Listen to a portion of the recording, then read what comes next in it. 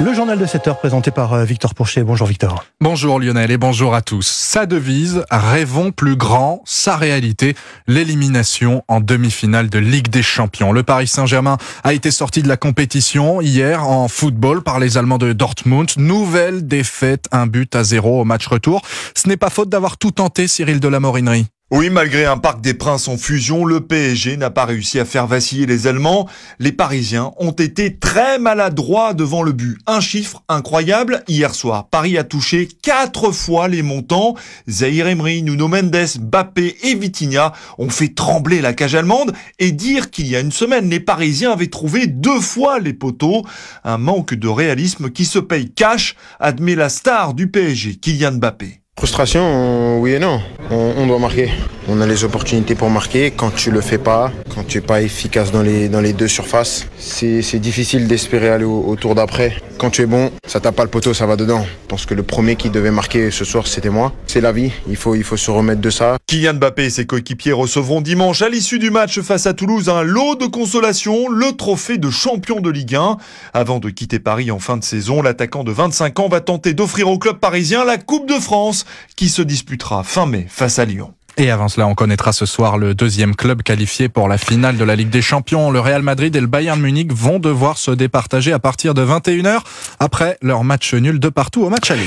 C'est l'événement du jour, Marseille en effervescence pour l'arrivée de la flamme olympique en France. Ce sera dans les toutes prochaines heures. Elle voguera toute la journée dans la rade de la cité phocéenne. À bord du Belém, le 3-mâts qui la transporte. Autour de lui, plus d'1 millier de bateaux paraderont pour le plus grand plaisir des 150 000 spectateurs attendus, notamment dans le port de l'Estac où s'est rendu Stéphane Burgat pour Europe 1. La flamme olympique au large de ce port authentique niché au pied de colline, les pêcheurs comme Sylvestre n'en reviennent toujours pas. Le bateau qui arrive, le Belém. Ah ouais, c'est excellent. Il y a une fierté. Bien sûr, c'est une belle rade, c'est magnifique, c'est splendide. C'est un peu sauvegardé, tant mieux. L'excitation monte dans les clubs sportifs qui feront des démonstrations en mer toute la journée. Exemple avec les joutes et Dylan de la fine lance estaquéenne. Ouais, on est excités parce que c'est vrai qu'il n'y a pas souvent des caméras qui viennent nous regarder. On sera vraiment à côté du Belém, donc c'est un honneur pour nous aussi et puis on va faire en sorte que tout soit beau. Et une vue imprenable pour ces sportifs qui seront en mer dès ce matin, à l'image du président des rameurs de Marseille, Alain Delia. Ah ouais, là nous on sera au premier loge, il fallait pas le rater ce moment, parce que bon, avec la flamme surtout, on ne verra pas de sitôt. Notre désir le plus profond, c'était de voir arriver le Belém sous voile, parce que c'est extraordinaire. Car c'est ici, dans la rade nord, que le Belém commencera sa parade dès 11h ce matin. Marseille, Stéphane Burgat, Europe 1. Et parade, puis amarrage prévu en fin de journée. C'est le nageur champion olympique Florent Manodou qui aura l'honneur d'être le premier porteur de flammes sur le sol français.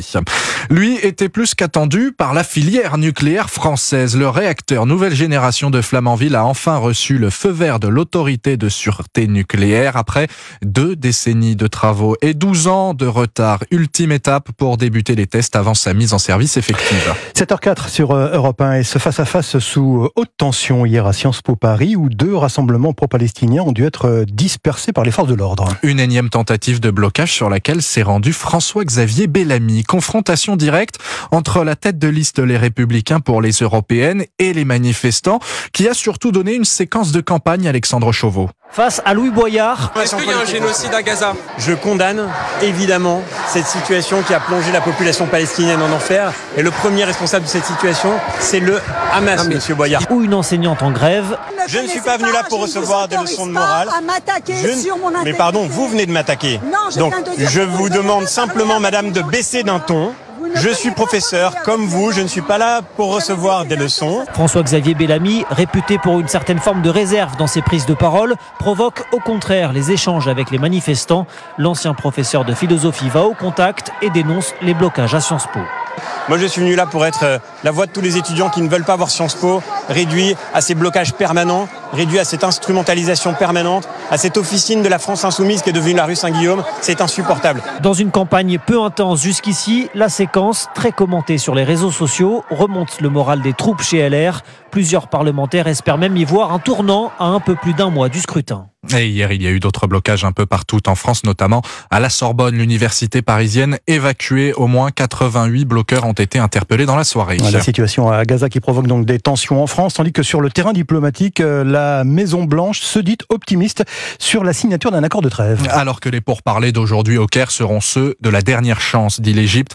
Washington qui annonce aussi ce matin avoir stoppé ses livraisons de bombes à Israël, en cause l'inquiétude à Rafah, ce point de passage d'aide humanitaire au sud de la bande de Gaza, toujours bloqué par Tsahal. Vous écoutez Europe 1 matin, il est 7h06. C'est un exemple frappant de la sensibilisation, que la sensibilisation peut sauver des vies. Les urologues alertent sur le cancer de la vessie. Qui tue 5000 malades chaque année, alors que s'il est pris en charge assez tôt, le taux de survie est de 80 à 85%. C'est pour cela que le mois de mai est consacré à la sensibilisation de la pathologie, qui ne dispose toujours pas de tests sûrs pour détecter les tumeurs. Yasmina Katou. Aujourd'hui, les tests pour dépister le cancer de la vessie ne sont pas assez précis pour être utilisés à grande échelle. Alors, pour détecter ce cancer, les médecins se concentrent sur les symptômes qui doivent vous alerter, détaille Benjamin Prader, membre de l'Association française d'urologie. Le symptôme principal qui est l'apparition de sang dans les urines. Mais il y a plein d'autres petits symptômes, c'est notamment les envies pressantes de faire pipi, des infections à répétition. Problème, beaucoup de femmes ressentent ces symptômes, ce qui peut entraîner un retard de diagnostic. Les cancers de la vessie chez la femme sont plus graves que chez l'homme. Pourquoi ? Parce que l'ensemble des symptômes du cancer de la vessie sont les symptômes classiques d'une infection urinaire et on va traiter ces patientes comme des infections urinaires classiques et finalement c'est parfois les premiers symptômes d'un cancer de la vessie. Benjamin Prader appelle donc les médecins généralistes à réorienter les patientes vers des urologues en présence de ces symptômes, d'autant plus si elles fument, le tabac étant le premier facteur de risque pour le cancer de la vessie. La spécialiste santé d'Europe 1, Yasmina Katou. La culture et Disney+, qui dévoile une nouvelle version d'un film mythique. Il s'agit de Let It Be. Qui retrace les dernières répétitions, évidemment, des Beatles. En 1969, ce film, il était sorti l'année suivante, mais plus de 50 ans plus tard, le voilà restauré, Marie Jiquel. Les Beatles l'ignorent, mais leur groupe s'apprête à imploser après 10 années intenses de tournées tentaculaires et de titres classés numéro 1 dans le monde entier. Les voici en studio à Londres pour enregistrer leur dernier album Let It Be. Cheveux désordonnés, look 70s, cigarettes et cup of tea. When I find myself in times of trouble, Mother Mary comes to me. Improvisation clownesque sur Bessame et Mucho, regard complice autour du micro et harmonie sublime sur Across the Universe. Quelques tensions émergent, McCartney et ses ordres agacent, Lennon ne forme plus qu'un avec sa fiancée Yoko, Ringo s'adapte, mais George Harrison a beaucoup de mal à imposer ses compositions. La caméra discrète capte les confessions d'un groupe à bout de souffle, mais jamais en manque de créativité. Un précieux testament qui révèle aussi tout le processus créatif de ces 4 génies qu'on aurait aimé voir unis pour la vie. Les Beatles et de la bonne musique, notamment celle-là. À mettre dans la voiture pour affronter les embouteillages de ce week-end prolongé. C'est orange dans le sens des départs selon Bison Futé. La longue et venteuse route aujourd'hui sur la route de week-end. Mais est-ce que vous savez, mon cher Victor, qu'en fait Paul McCartney était furieux de la première version de Let It Be. Il trouvait qu'elle était trop arrangée par le producteur Phil Spector, trop d'arrangements, trop orchestral. C'est pour ça que en 2023, il avait demandé à ce que Let It Be soit réédité en version plus traditionnelle, plus normale, sans tous les arrangements de Phil Spector. Et voilà, vous préférez laquelle, vous ? Moi, j'aime les deux. J'aime tout. Vous aimez tout ce qui concerne les Beatles, vous, Lionel, de toute façon. Une petite préférence pour George Harrison. Merci, Victor Franchet. C'était votre journal.